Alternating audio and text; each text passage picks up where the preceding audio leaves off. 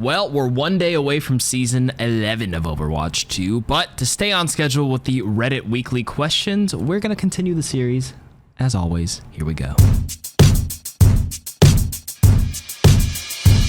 The most upvoted question or discussion post was, if you lose more than 4 games in a row, take a break. Not really a question, more of a discussion piece, I guess, but let's see what they're saying. Seeing a few people say they've been on loss streaks up to 15 games in one night. Take a break, man. After even a few losses, everyone becomes a bit triggered or annoyed and starts to play worse or unjustly correct parts of gameplay which aren't needed just because they're annoyed or angry. Take a calm break for 30 minutes and I promise you there won't be a 15 loss streak heading your way. I mean, there's not much to add to that. I mean, 4 games can certainly happen even if you are playing up to par and, you know, some things don't go your way. This is going to depend on person to person. I would say less of a lose 4 games and take a break. It would be more of when you feel annoyed that you lost 4 or more games in a row, then take a break. If you feel like you can't play at the best of your capabilities, that's a good time to stop. There will be times where I literally lose 6 in a row, but I'm still having a good time. There were close matches. Believe it or not, that happens. Everyone's like, no, that's KarQ. How are you going to lose 6 games and be happy? Well, I mean, if they were really close and they were fun and the people were good, like I genuinely don't mind and don't really care because I know and I'm confident in my skill that I'll always regress to the mean. So if I have a bad lose streak, there's going to be a win streak around the corner. For every lose streak, there's an equal and opposite win streak. Newton's law or something like that, but not really Newton's law. It's my KarQ matchmaking Overwatch law. I think some people are way too quick to counter swap to characters they don't know well. I, as a Sombra main, often see the opposing team counter swap to deal with me. This would normally be fine, but a lot of the time, usually in lower ranks, they end up playing much worse because they don't put enough time into the character they swap to as opposed to their main. For example, I had a game yesterday where both the DPS on the other team took turns trying to diff me on Sombra, but ended up losing because they hadn't put time I have into learning the character. Counters can give you a huge advantage, but if your skill level is too low, it cancels out any value it would have brought. Correct. I say this, I echo it all the time. People who watch this weekly series of mine hear it all the time. You don't necessarily need to counter swap for a single pick right away and don't rely on it as a crutch. There's a few factors. People assume if they die to one hero, they swap to counter that versus staying on a pick that could perhaps synergize with their team versus running the strategy to counter a specific person. And again, just like this person said, if they swap to a hero they don't know how to play because their teammate bullied them into play this because it'll help counter this. But it's like, yo, I don't even play this hero at all. I have 0 minutes. But they're like, I don't care. It's so easy. Do this. But you have to ignore those people. There are some exceptions. I will say heroes like Torb, where you literally put it on the turret, you can annoy the shit out of a Sombra and a Tracer without too much skill. There's going to be certain heroes you can swap to that have an extremely low skill floor that, like, even if you don't know how to play it, it should be enough, and it is a better pick by default against a certain hero in some scenarios. But the point still stands. Take what this person said. This is pretty good advice. All right, now an actual question, not a discussion piece. What tanks can you play if you only have one reliable healer, and how? For the sake of useful discussion, let's exclude Roadhog because that's an obvious choice. We'll assume the enemy team is hard countering Roadhog, so it won't be a viable pick. If you have a support with less healing than the enemy, Junker Queen or Roadhog, as in, you know, 2k healing or less in a match where most supports have 10k plus, what is a viable tank pick? Can you even do anything here? This happens mostly in quick play, but it has happened in competitive matches even as high as Masters. If you only have one solid healer, I mean, sometimes it's more than enough, but I would say the lowest resource sucking tanks, besides Roadhog like you mentioned, are probably Sigma, Ball, ignoring Roadhog, yeah. And the reason why I say Ball is because you can obviously disengage and you're super mobile and you can roll for health packs. And then Sigma, because he's got a lot of damage mitigation tools with both the shield and the suck cycling, and then you let your shields regenerate and the green over health that you get from the suck hide around a corner. You have a bit better, you actually have a little bit of sustain compared to the other tanks. And some people would argue Malga because he lifesteals, but Malga requires him to stand there and actually be in line of sight to take damage. While Sigma is sucking or putting up a shield, he can actually stop all incoming damage for a moment and, you know, get some breathing room. So those are the probably top 3. Why is Sombra not a consistent S tier hero? I'm not very well spoken, so please forgive me. I'm a diamond tank player, gold DPS, and a plat support, and in every role, every game, I struggle against somewhat competent Sombras. Seems like no matter what I do, they just run our team over. I just feel like the ability to completely deny enemy abilities, and especially some ultimates, is very powerful. Hence why I always think she's S tier. Am I onto something, or am I Delulu? There's gonna be times where Sombra is very good and, you know, can certainly feel like an S tier and has been S tier, but like Sombra's biggest weakness is her escape tool now. They changed it obviously, so she can't just teleport across the map into safety to a health pack. So the best way to counter her is to actually like broaden your awareness. If you're hyper aware of the Sombra, interrupting her hack at any point completely cuts her value and pretty much forces her to leave immediately, no matter what role you play. Sometimes when you get hacked, it can feel bad, but it is a very short moment, or if you anticipate being hacked, you just can't be caught in no man's land and be super obvious. If you're playing tanks like D.Va or whatever, you got to spy check and just keep shooting around corners to kick her out of stealth whenever you can. If you're playing any sort of DPS hero that hopefully has some mobility or whatnot, you got to blink around, or if you have some bullets, you got to shoot to interrupt the hack. And if you're a support, you got to peel for your other support, use your abilities like Suzu, TP, Fade like Moira, suck them off. As you know, awareness is her biggest weakness. And if you are aware and challenge her back, then she's in trouble, because she's gonna have to, you know, throw a translocator, which doesn't go very far, and then you can chase and confirm the kill, depending on the hero you play. But like, yeah, she can't teleport across the map, and the escape is a lot more punishable. The biggest thing that makes Sombra feel S tier is probably, you know, diamond, gold, and plat is like a pretty like standard, pretty mid-range rank, above mid-range in some cases, but like there will be certain cases where people like just think somebody else will deal with the Sombra, but there's got to be a lot of cases where somebody's pressuring and marking the Sombra. If Sombra gets marked, then she no longer dominates the lobby. But it feels like in your case, maybe the answer was you're the one who had to respond to the Sombra. Not always, but in some cases, if no one else is doing it, you have to be the one to challenge her back. As long as you challenge her back, she loses value. A lot of value. Please help. Veteran friends telling me Overwatch 2 ranked is based in luck. So I come from League, and I have a very improvement-based mindset, and I love seeing progress and growth. However, I have two friends who have been playing the game for the past 2 or 3 seasons and are telling me the game is based solely on luck. I am a new-ish player and I refuse to believe, but I've come here to check. Here's what he said. Flats, a well-known top 5 streamer, top 500 tank, once showed his match history for one whole season. It was something like 1,000 games played. He had exactly or near 500 wins, 500 losses. In the community, it's called forced 50-50. It's real. Okay, I have a lot to say here. Matches in Overwatch are no longer based on merit, but about profit. Overwatch 2 matchmaking algorithm is vastly more imbalanced compared to Overwatch 1. There's a reason why they hide ratings versus Overwatch 1 that showed it for all to see. If they can do that, imagine what other gimmicks they can just put in the code to determine whether you win or lose a match before it even begins. This person was quoting this friend and now saying, it sounds like hard stuck mentality making excuses. Someone tell me this is wrong so I don't feel like I'm beating my head against this wall. Okay, first of all, this forced 50-50 thing, like a lot of streamers, Flats, even myself, we meme it because we know it's not real, it's just statistics. If you play at the rank you belong in, that's not forced 50-50. That's just how algorithm and probability and a matchmaking algorithm is supposed to work. If you are at your skill rating, you will inevitably deviate towards that mean, that middle ground, and you'll have a standard deviation of a few games on or off. So 1,000 games, yeah, you're gonna be pretty damn close to 500 wins, 500 losses, especially if that's the rank you play in. Flats has been in the same rank for like the last 6 years, 7 years or whatever. Top 500, hovering around top 200, or it goes really high sometimes, but sometimes pretty low. If it goes higher, 55, 60% across 1,000 games, that's probably because Flats has suddenly become an Overwatch League OWCS top player. And he's the one who says himself he's not, and he knows that. He plays a lot for one season, then he's chilling for another season. I added all of my matches in season 9, not me, but one of the people in my community. I have a whole spreadsheet on it. On average, I gained 18.3% and I lost like 18.8% across like 700 games. And I do it with Flats for like 500 of those games. We go up and down a lot, but at the end of it, I think we're at like a 52% win rate. It's not forced 50-50, but like we certainly did win a little bit more than we lost. You're gonna have 9 other variables, right?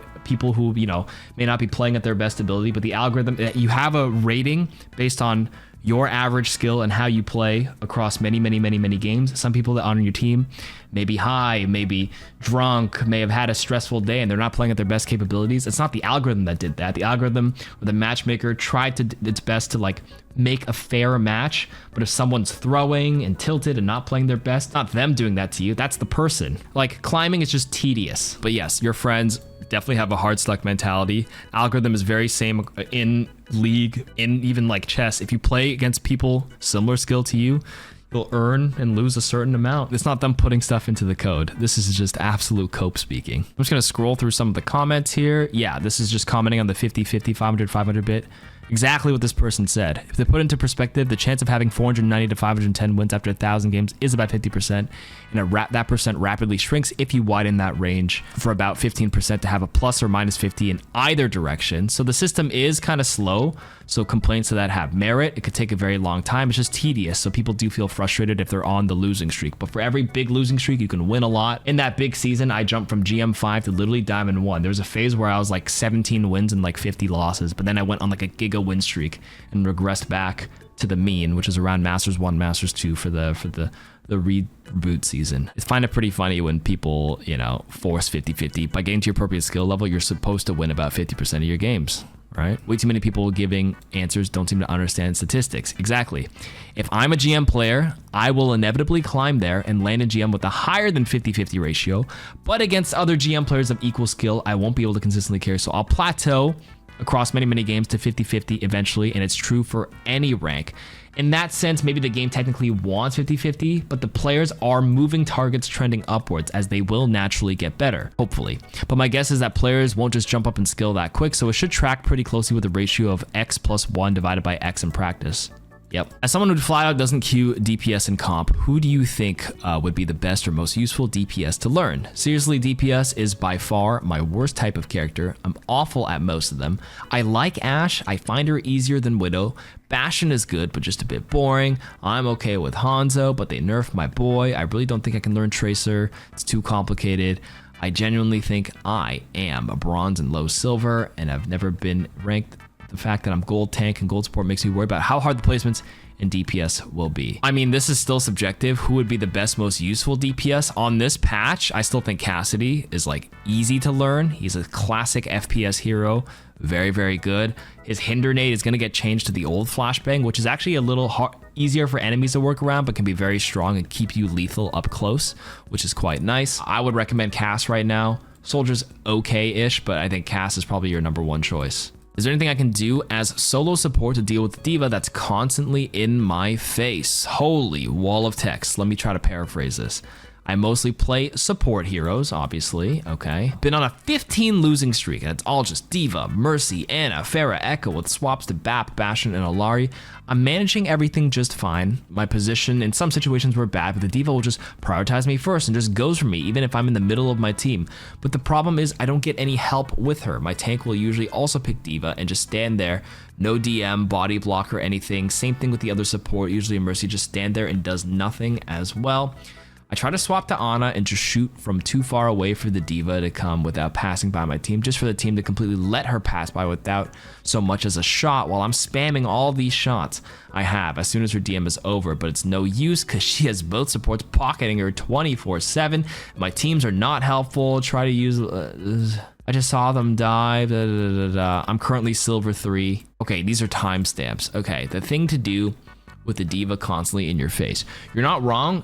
Pressuring the D.Va if she's jumping you, obviously, like if it's a straight up angle and she's holding matrix as she flies, that does mean by the time she lands you, she won't have as much matrix. If you're an Ana, the reflex isn't to sleep or nade when the D.Va jumps at you, because you know the matrix will be held. You have to actually watch the matrix go down. You got to press it immediately. That's the time. The nade first. Sleep is second.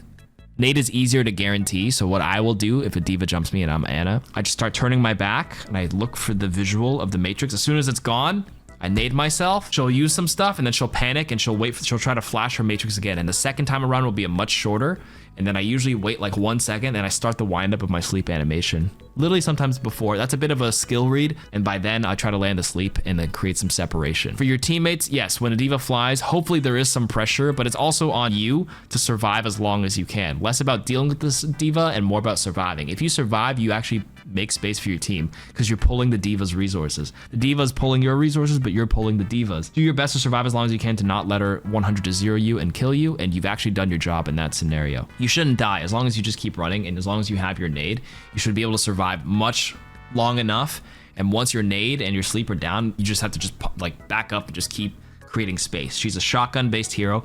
Every meter matters in terms of like spreading out the shotgun spread and minimizing the damage. If you're Baptiste, it's not too bad. You just jump high into the sky, shoot, and then some of these are just like you just have to run. Unless she has any follow-up, she should not be able to 100-0 to you unless you made a mistake, you're punished, or you're already half health for other reasons. Is there an etiquette for Sigma's shield usage? There have been many times where I pull my shield because I need to preserve it, and the moment I do, one of my teammates gets shot because they were using my shield to peek some high burst hero. In my mind, I feel like they should see when it's cracking and start for natural cover. And at the same time, I was playing DPS today and I felt absolutely betrayed by my Sig after dying from over peeking using an almost broken shield that disappeared. I've started to try to body block my teammates whenever possible, but is there anything else I can do to avoid getting my teammates killed? I can't calm fast enough because my shield feels like it's made of paper.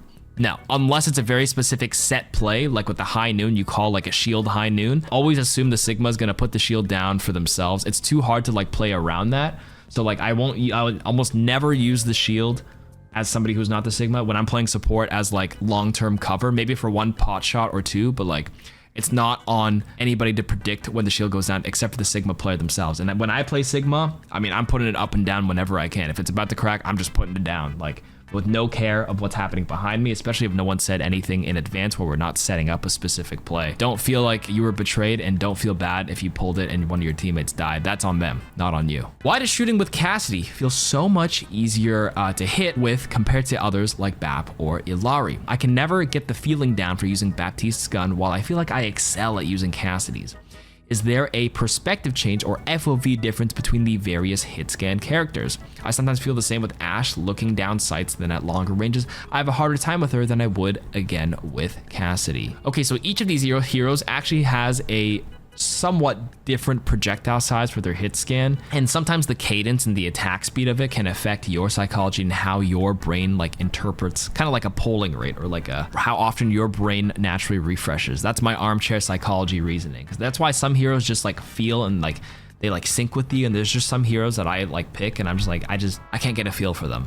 To me, it always has felt like a psychology thing. Like the real sciencey answer is just like, you know, the projectile size, the satisfaction, the sound it makes, like it just doesn't sync up. And there is like different sizes for the bullets and whatnot, but the aim style is also a little different as well. Cass is also like a single shot, and with the cadence you kind of have to like readjust with that cadence. And if you can't keep up with that pace, it can feel, or if you can keep up, it'll feel easier. But something like a Baptiste is like kind of like a tracking hero, where like even as you're shooting and aiming, you get to constantly follow them to make sure all three of the bullets hit. With Illari, the cadence is a little different than Cassidy's, so, but pretty similar. I feel like if there's any hero that should feel similar, it should be Cass and Illari, but there is also a little bit of a FOV difference with the scope of Ashe and the Ashe scope sensitivity compared to others. One final thing I'd recommend is to actually check your setting called recoil recovery aim compensation. That's given to heroes like Cass, Bap, Ashe. I'm actually not sure if Illari has it. I don't think Illari has it.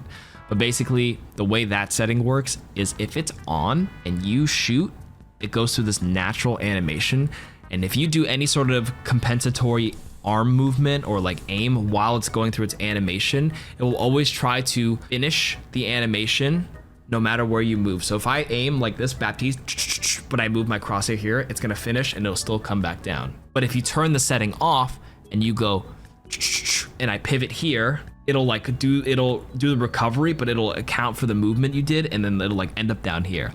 It's hard to visualize. I would just go into the setting, keep it on, shoot a shot, and then move your arm in like, you know, very far to the right while it's going through its animation and let go and see how that feels and looks, and then turn the setting off and do the same, and it'll feel a little different. See if that what may help you, because it's player dependent. If you ask me, I personally have the recoil recovery animation on because I've been used to it, and that's what it is by default, but some people do prefer it off. Is there a reason to pick Illari over Baptiste? I'm trying to play other supports. I feel like Bap is just too good. Great heals, great damage, great sustain, can handle Tracer, Sombra, Reaper, great movement, blah, blah, blah, blah, blah. I really like to play Illari. She's super fun, but why would I pick her over Bap? I feel like the only reason is if the other team got a Pharah or Widow or something like that. As a replacement for Bap, maybe not so, but it complements Baptiste. She complements Baptiste pretty well. I actually think like Illari's pretty good if your team is aggressive and has like already has good sustain. Somebody that can play with your backline, especially in Brawl. Like, so Illari can play on the off angle, which is why I like pairing Illari with Bap, because Bap can play with the team, and then you can be very aggressive and take your off angles with the pylon.